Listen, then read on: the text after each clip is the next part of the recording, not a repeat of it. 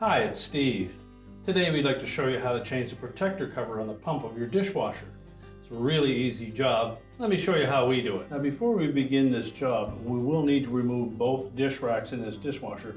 So you want to make sure that you remove all of the items from the dish racks as well as the cutlery basket.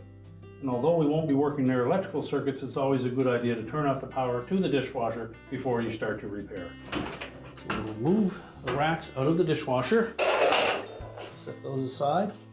Now to remove the upper rack, you will need to remove the rack stops from the end of the rails. On this style, we're just going to press the ebb in the center and then slide the rack stop towards the center of the tub.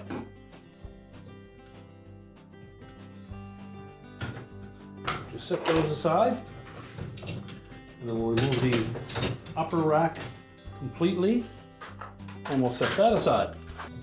Just push the rails back in out of the way.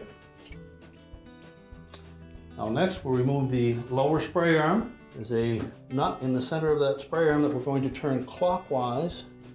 Just a couple of turns, and that should lift off, and then we'll set that aside. Now our next step will be to remove this manifold that runs up the back of the dishwasher, attaches to the top and the back of the dishwasher. On the plastic tub models, there will be a screw at the back and one at the top.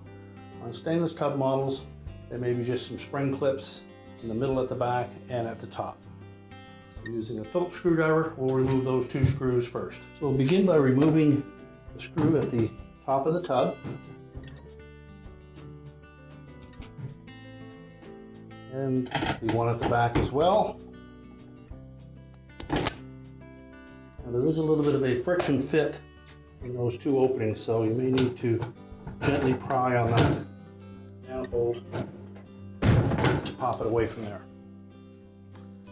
So next we're going to pull it slightly forward, and then we're going to rotate it clockwise.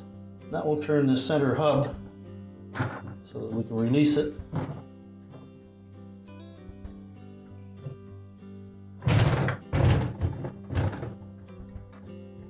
There should be enough flex in that to easily pull that out of there. Then we'll set that manifold aside. Now with the manifold removed, our next step will be to lift out that center bearing for the lower spray arm. Make sure the little nylon bearing is intact. We'll just set that aside. And then we'll remove these 4 screws that secure the accumulator to the pump.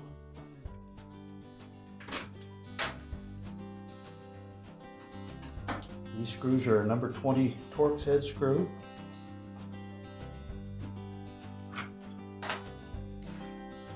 Now with all the screws removed, just grasp that accumulator and then pull it straight up and away, and we'll just set that aside for a moment.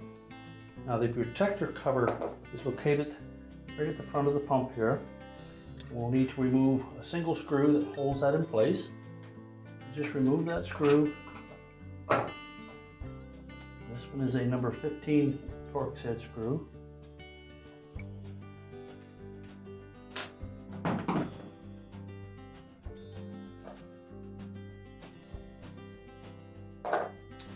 And then just pivot that cover away from the screw side and then lift it straight up.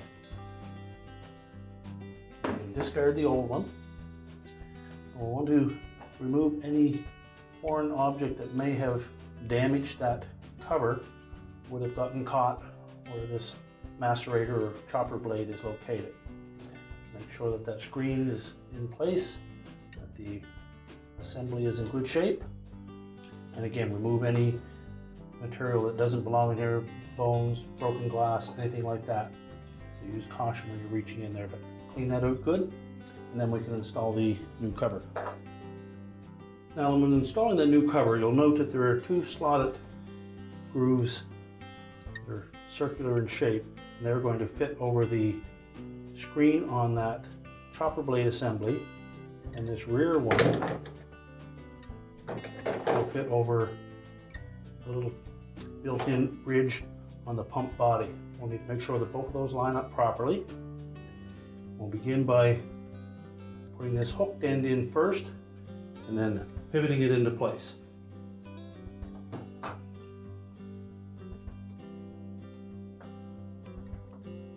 flush up against the pump. It should slide easily down into position, pivot it down, and we should be able to drop that screw in easily. Reinstall that number 15 Torx screw, tighten securely. And again, remove any foreign objects that may be in that sump area, and then we'll put the accumulator back into place. Verify that that is in good shape and is clean inside. If not, you'll need to replace it. We'll line up that spout with the opening in the base of the pump. And then drop it into position. We'll then install the 4 screws that secure that accumulator to the pump.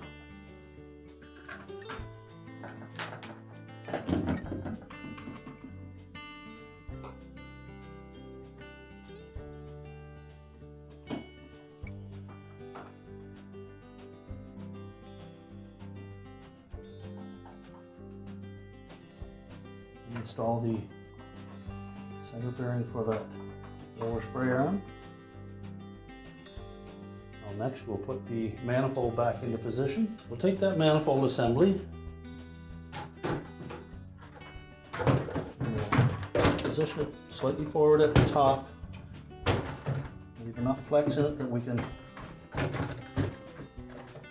position the center at the bottom over that hub. Line up the tabs. And rotate it counterclockwise until it locks into position.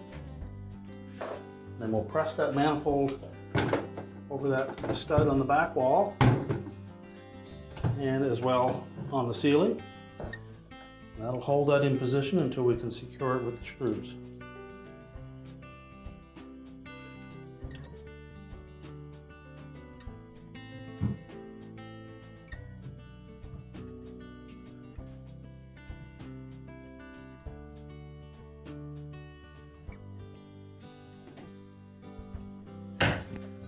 Now, once we've tightened those up, we'll put our lower spray arm in place, set it over that hub in the center, and that appears to be too low. Just pull up on it so that it moves freely. Then we'll turn that nut counterclockwise until it locks onto that spray arm and turns easily. And now we can start to put the racks back in. Now before we install the upper rack, we'll pull the rails all the way out and we'll engage each of the rear wheels into those tracks.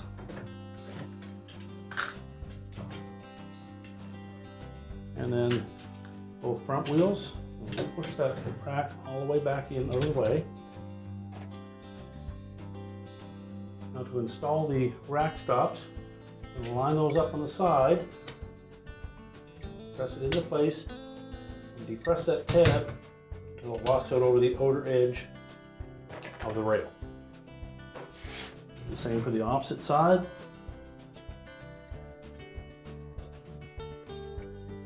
Press the little tab,